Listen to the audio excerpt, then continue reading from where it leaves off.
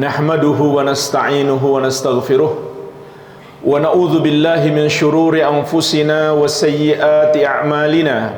May yahdihillahu fala mudhillalah wa may yudlil fala hadiyalah.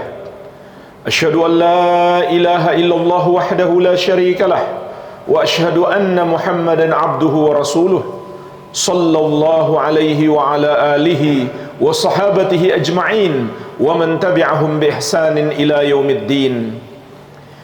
Ya ayyuhalladzina amanu taqullaha haqqa tuqatih wa la tamutunna illa wa antum muslimun. Ya ayyuhan nasu taqu rabbakumul ladzi khalaqakum min nafsin wahidah wa khalaqa minha zawjaha wa batha minhuma rijalan katsiran wa nisaa wattaqullaha alladzi tasaaluna bihi wal arham innallaha kana 'alaikum raqiba. Ya ayyuhalladzina amanu taqullaha wa qulu qawlan sadida yuslih lakum a'malakum wa yaghfir lakum dhunubakum wa man yuti'illaha wa rasulahu faqad faza fawzan 'azima. Amma ba'd. Fa ikhwani fid din, jamaah salat Jumat kaum muslimin yang saya cintai dan saya muliakan, rahimani wa rahimakumullah. Semoga Allah Subhanahu wa taala senantiasa mencurahkan rahmatnya kepada kita sekalian. Nabi kita yang mulia, Nabi Muhammad sallallahu alaihi wasallam, adalah orang yang paling sayang kepada kita, yang paling menginginkan kebaikan untuk kita dan keselamatan bagi kita di dunia dan di akhirat. Oleh karena itu beliau telah mengajarkan kepada kita rincian jalan keselamatan.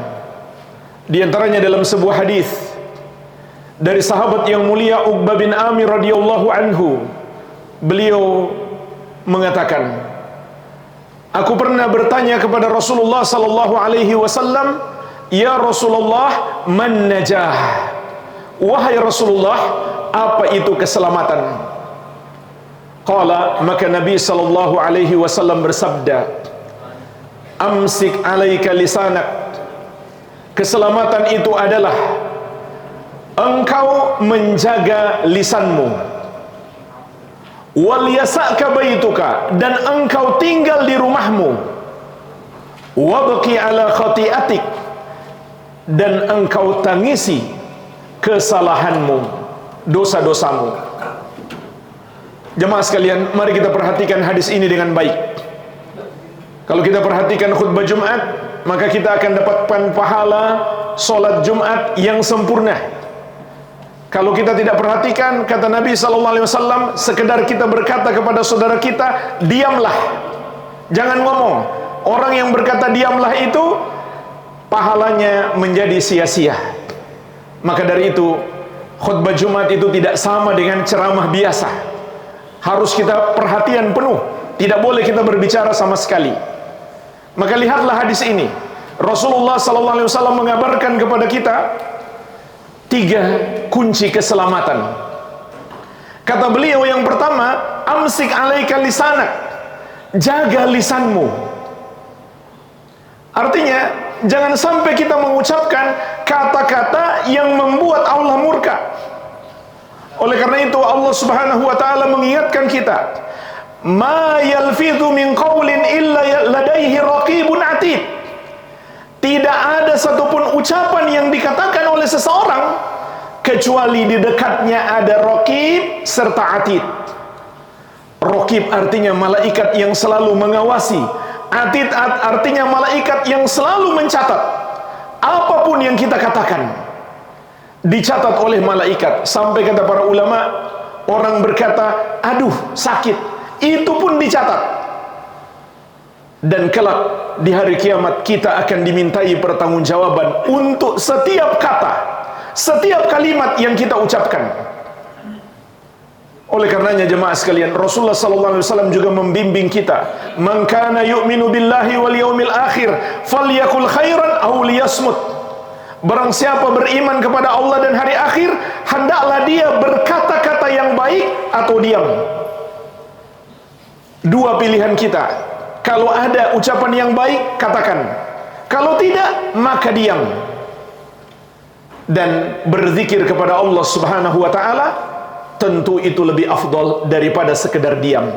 Kalau nggak ada kata-kata yang baik, minimal berzikir kepada Allah Subhanahu wa taala. Memperbanyak istighfar, mengucapkan salawat kepada Nabi Muhammad sallallahu alaihi wa ala alihi wasallam. Sampai suatu hari Nabi sallallahu alaihi wasallam mengatakan kepada sahabatnya Muadz bin Jabal radhiyallahu anhu, "Wahai Muadz, kuffa 'alaika hadza." Wahai Muadz, tahan lisanmu, jaga ucapanmu. Maka Muadz bertanya, "Ya Rasulullah, a'inna lamu'akhaduna bima natakallamu bihi?" Wahai Rasulullah, apakah kita akan diazab hanya karena ucapan kita? Maka Rasulullah sallallahu alaihi wasallam bersabda, "Thaqilatka ummuka ya Muadz." Kasihan ibumu wahai Muadz. "Wa hal yakubbun nasu ala manakhirihim aw ala wujuhihim illa hasaidu alsinatihim." Tidaklah manusia diseret di neraka di atas wajah-wajah mereka atau di atas pipi mereka kecuali karena ulah lisan-lisan mereka. Maka hati-hati jemaah sekalian. Daging yang tidak bertulang di tubuh kita ini bisa jadi membawa malapetaka bagi kita. Sebagaimana Nabi SAW juga mengingatkan, "Innal abda la yatakallamu bil kalimah ma yatabayyanu fiha yazillu biha finnar ab'ada ma bainal masyriqi wal maghrib." Sesungguhnya seorang hamba tidaklah mengucapkan satu kalimat yang belum jelas baginya. Dia belum ngerti apa hakikat, apa arti kalimat itu, tapi tetap saja dia ucapkan.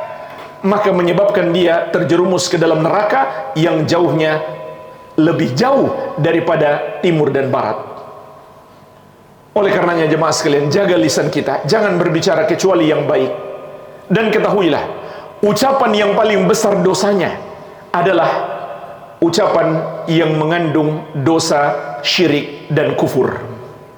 Dosa menduakan Allah dan kufur kepada Allah Subhanahu wa taala. Contoh, meminta, memohon, berdoa kepada selain Allah Subhanahu wa taala. Seperti berdoa kepada para wali yang sudah wafat. Ada sebagian orang datang ke kuburan, katanya itu kuburan wali, lalu dia mengatakan, "Ya Syekh Fulan, tolonglah aku." Maka ketahuilah jemaah sekalian, ini ucapan yang mengandung syirik. Kenapa syirik? Karena Rasulullah SAW menegaskan, "Ad-du'a'u huwal ibadah." Doa itu adalah ibadah. Dan ibadah hanya boleh ditujukan untuk Allah yang satu saja, sebagaimana yang terkandung di dalam la ilaha illallah. Artinya adalah la ma'budah haqqun illallah. Tidak ada yang berhak diibadahi kecuali Allah Subhanahu wa taala. Itu tafsir la ilaha illallah. Contoh jemaah sekalian, ucapan yang mengandung kekufuran adalah orang yang bercanda atau main-main atau mengolok-olok satu ajaran Islam atau satu ayat atau satu hadis. Meskipun dia nggak bermaksud menghina, dia cuma bercanda. Dia jadikan ayat Quran sebagai bahan lawakan atau satu hadis dia jadikan sebagai bahan stand up komedi. Maka perhatikan apa kata Allah dalam Al-Quran, "Qul abillahi wa ayatihi wa rasulihi kuntum tastahzi'un." Katakan kepada mereka, wahai Muhammad, apakah dengan Allah dan dengan ayat-ayatnya, ajaran-ajarannya, dan dengan Rasulnya, hadis-hadis beliau, kalian mengolok-olok? La ta'tadiru, tidak usah kalian mencari-cari alasan. Meskipun kalian hanya bercanda, tidak serius. Artinya kalau serius tentu lebih parah. Kata Allah Subhanahu wa taala, "Qad kafartum ba'da imanikum." Sungguh kamu sudah kafir setelah sebelumnya kamu beriman. Jadi dikafirkan langsung oleh Allah Subhanahu wa taala terhadap orang yang suka mengolok-olok satu ajaran syariat atau merendahkan satu ayat atau satu hadis Nabi sallallahu alaihi wa ala alihi wasallam meskipun niatnya cuma bercanda. Begitu pula jemaah sekalian, ucapan dusta termasuk kemungkaran lisan yang banyak dilakukan oleh sebagian orang adalah suka berdusta. Maka Rasulullah SAW melarang kita berdusta meskipun hanya bercanda. Beliau bersabda, "Wailul lilladzi yuhaddits fayakdzib liyudhika bihil qaum, wailun lahu, wailun lahu." Celakalah orang yang berdusta hanya demi ingin agar orang-orang tertawa. Hanya demi melawak, tapi dia mengarang cerita-cerita dusta. Celaka dia, celaka dia. 3 kali kata Nabi SAW, celaka dia. Apalagi kalau serius, dia benar-benar ingin berbohong, tentu dosanya lebih besar. Termasuk kemungkaran lisan jemaah sekalian adalah membicarakan aib-aib orang. Kalau aib itu benar, ada pada diri orang tersebut, itu namanya ghibah. Kalau tidak benar, namanya buhtan. Buhtan itu terjemahannya adalah fitnah. Jadi nggak akan lepas dari dosa. Orang yang berbicara tentang aib orang lain tidak akan lepas dari dosa. Kalau aib itu benar, namanya ghibah. Kalau aib itu tidak benar, namanya fitnah, berdusta, berbohong atas nama orang tersebut. Begitu pula jemaah sekalian, menuduh orang dengan tuduhan dusta, menghina orang, merendahkan orang. Ini semuanya adalah kemungkaran lisan yang kelak kita akan bertanggung jawab di hadapan Allah Subhanahu wa taala atas setiap ucapan kita. Semua kata, semua kalimat yang kita ucapkan dicatat oleh Allah Subhanahu wa taala. Maka jagalah lisan kita. Jangan berbicara kecuali yang baik. Diam itu lebih baik daripada berbicara yang tidak bermanfaat. Ucapan yang tidak bermanfaat pun, meskipun tidak sampai berbuat dosa, hendaklah kita hindari. Karena Nabi SAW bersabda, min husni islamil mar'i tarkuhu ma la ya'ni. Di antara tanda baiknya keislaman seseorang, dia tinggalkan yang tidak bermanfaat baginya atau yang bukan urusannya. Ini jemaah sekalian, kunci keselamatan yang pertama, jaga lisan kita. Yang kedua, kata Nabi SAW, wal yasa'ka baituka, hendaklah kamu tetap tinggal di rumahmu. Apa maksud perintah ini jemaah sekalian? Ada 2 penafsiran ulama. Penafsiran yang pertama adalah, kalau kita nggak punya urusan penting, jangan keluar rumah. Hendaklah kita tinggal di rumah. Untuk apa? Untuk memperbanyak ibadah. Karena ketika kita keluar rumah, kemungkinan terjerumus dalam maksiat itu lebih besar dibandingkan di dalam rumah.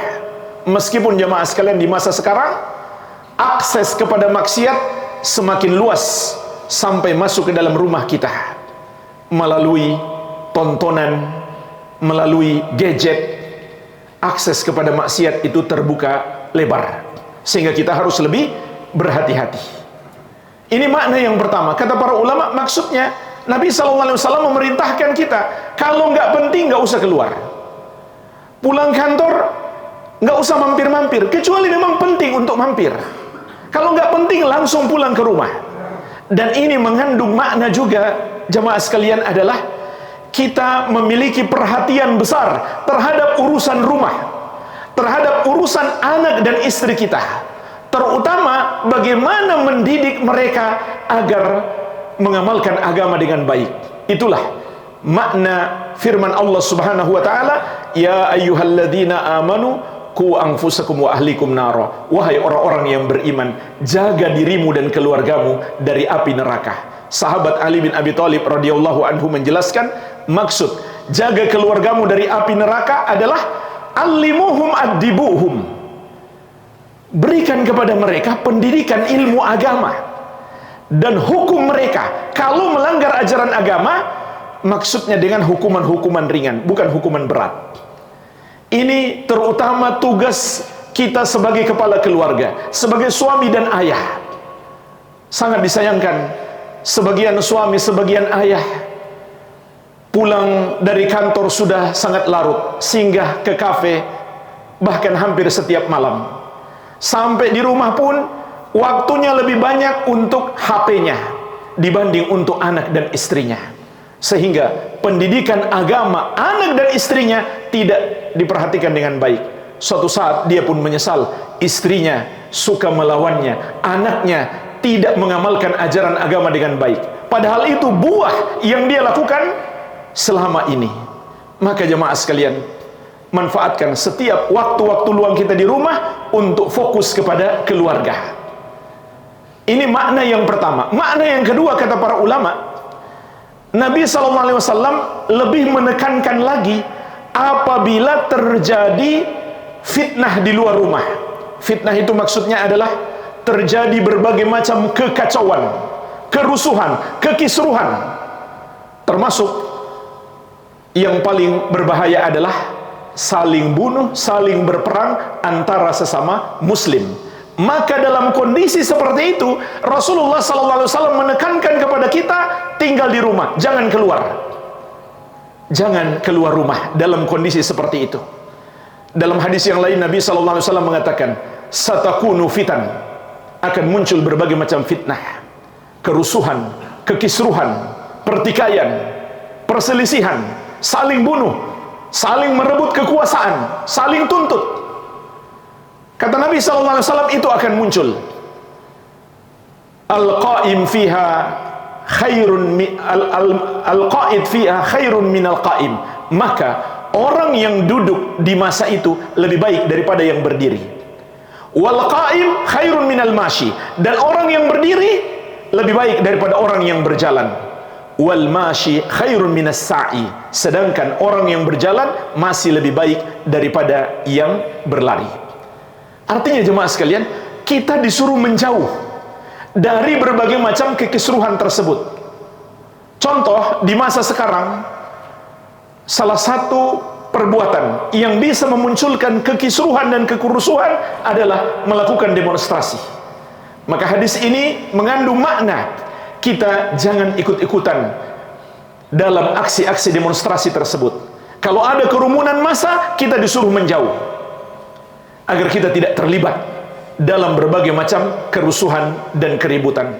Ingat jemaah sekalian, kalau hilang satu nyawa, itu pertanggungjawabannya sangat berat di akhirat kelak.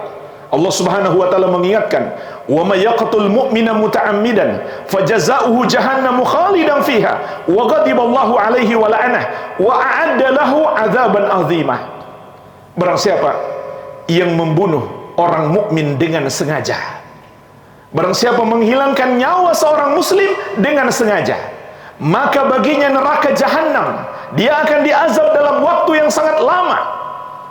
Allah murka kepadanya dan Allah melaknatnya, dan Allah telah menyiapkan untuknya azab yang besar. Rasulullah SAW bersabda, la zawalu hadhihi dunya ahwanu 'ala Allah min qatli rajulin muslim. Musnahnya dunia ini lebih ringan di sisi Allah daripada membunuh seorang muslim. Jangan kita dengarkan di sana orang lagi menjarah, harta begitu banyak, ayo kita ikut-ikutan. Jangan jemaah sekalian. Nabi SAW mengingatkan kita untuk menjauh dari perbuatan tersebut. Beliau sudah ingatkan, ini termasuk tanda-tanda kiamat. Akan ada berbagai macam kerusuhan, kekisruhan sampai menghilangkan nyawa. Maka beliau menasihati kita untuk menjauh darinya, jangan dekat-dekat.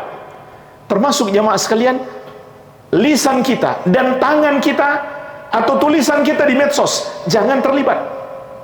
Bisa jadi satu tulisan kita di medsos itulah penyebab orang-orang turun ke jalan, itulah penyebab orang-orang emosi gara-gara kita share satu berita di medsos.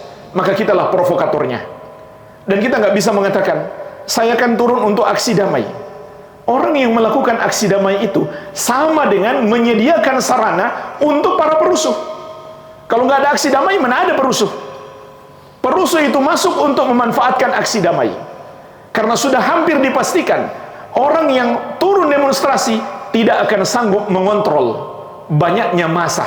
Mana yang betul-betul murni ingin berjuang, mana yang ingin merusuh. Nggak akan sanggup mereka mengontrol. Bahkan yang tadinya niatnya baik untuk berjuang, kemudian akhirnya terprovokasi.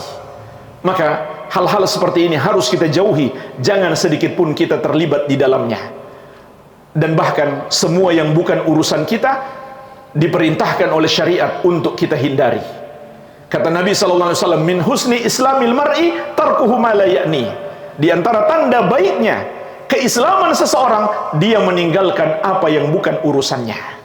Kecuali jemaah sekalian kita pakar di bidang itu, kita ahli di bidang itu, kita berikan nasihat, kita sumbang saran.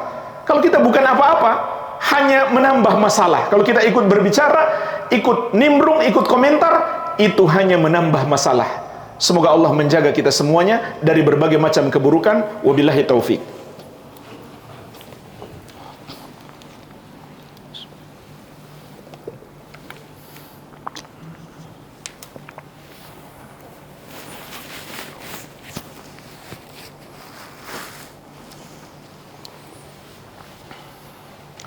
Alhamdulillah, wassalatu wassalamu ala rasulillah wa ala alihi wa sahbihi wa man walah, wala hawla wala quwwata illa billahi, amma ba'd. Fa ikhwani jamaah salat Jumat kaum muslimin yang saya cintai dan saya muliakan, rahimani wa rahimakumullah. Kunci keselamatan yang ketiga, kata Nabi SAW dalam hadis ini adalah wabaki ala khati'atik, tangisilah kesalahanmu. Maksudnya jemaah sekalian, kita disuruh menyesal atas dosa-dosa yang kita lakukan. Dan di hadis yang lain beliau bersabda, an-nadmu taubatun, penyesalan itulah taubat. Jadi kalau kita pernah melakukan dosa dahulu, jangan malah kita bangga, jangan kita senang, apalagi cerita-cerita ke orang lain, seakan-akan kita bangga, senang atas dosa yang dulu pernah kita lakukan. Harusnya kita menyesal. Kalau bisa kita menangis atas dosa-dosa kita. Artinya kita disuruh bertobat oleh Rasulullah SAW.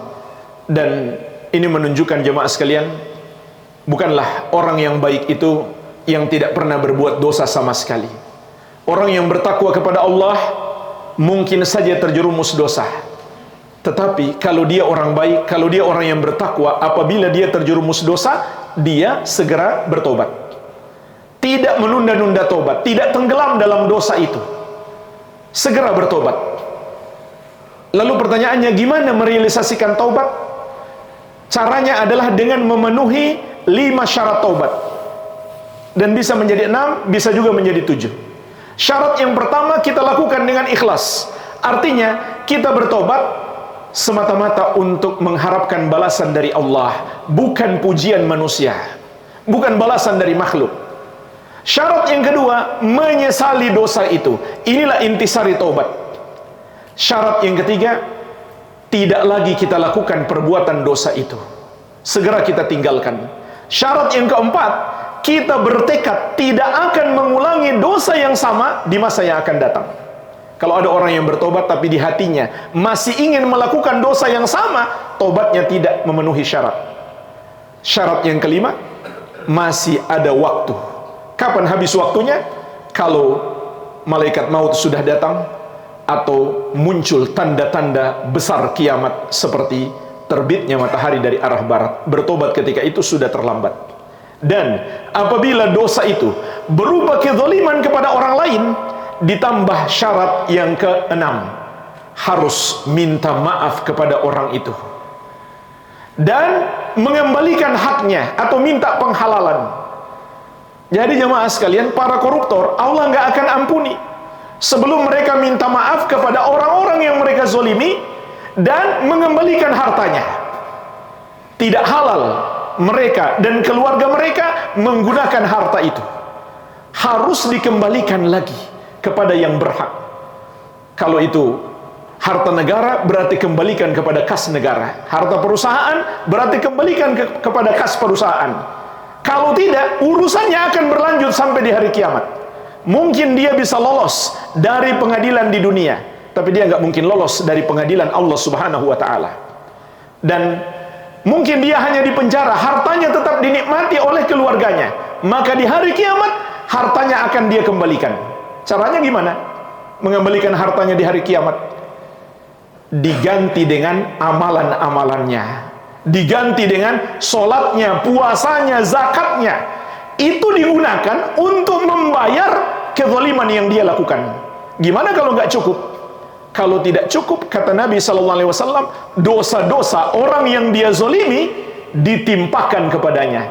Bayangkan kalau dia zolimi lebih dari 200 juta masyarakat. Kalau dia di hari kiamat nggak sanggup membayar kezalimannya, dosa-dosa mereka ditimpakan kepadanya. Kemudian jemaah sekalian, satu syarat lagi, yang ketujuh, apabila dia non muslim. Kalau dia mau bertobat, syarat pertama, dia harus masuk Islam. Tidak diterima tobat orang yang tidak masuk Islam, karena tobat itu ibadah. Ibadah non muslim tidak diterima oleh Allah Subhanahu wa Ta'ala, sebagaimana firman-Nya, wa ma mana'ahum an tuqbala minhum nafaqatuhum illa annahum kafaru billahi wa birrasuli. Dan tidak akan diterima sedekah-sedekah mereka maupun amal-amal ibadah mereka yang lain, karena mereka kafir kepada Allah dan Rasulnya, tidak beriman kepada Allah, tidak pula beriman kepada Nabi Muhammad sallallahu alaihi wa ala alihi wasallam. Inilah jemaah sekalian syarat-syarat untuk dapat merealisasikan taubat. Semoga Allah menganugerahkan kepada kita semuanya husnul khatimah. Allahumma salli ala Muhammad wa ala ali Muhammad kama sallaita ala Ibrahim wa ala ali Ibrahim innaka Hamidum Majid. Allahumma ighfir lil muslimina wal muslimat wal mu'minina wal mu'minat al ahya'i minhum wal amwat innaka sami'un qaribun mujibu da'awat. Allahumma ansur ikhwanana al muslimina fi Filistin. Allahumma ansur ikhwanana al mujahidina fi Filistin. Allahumma ansur ikhwanana al muslimina wal mujahidina fi kulli makan. Rabbana atina fid dunya hasanah wa fil akhirati hasanah wa qina adzaban nar. Wa sallallahu ala nabiyyina Muhammadin wa alihi wa sallam. Walhamdulillahi rabbil alamin.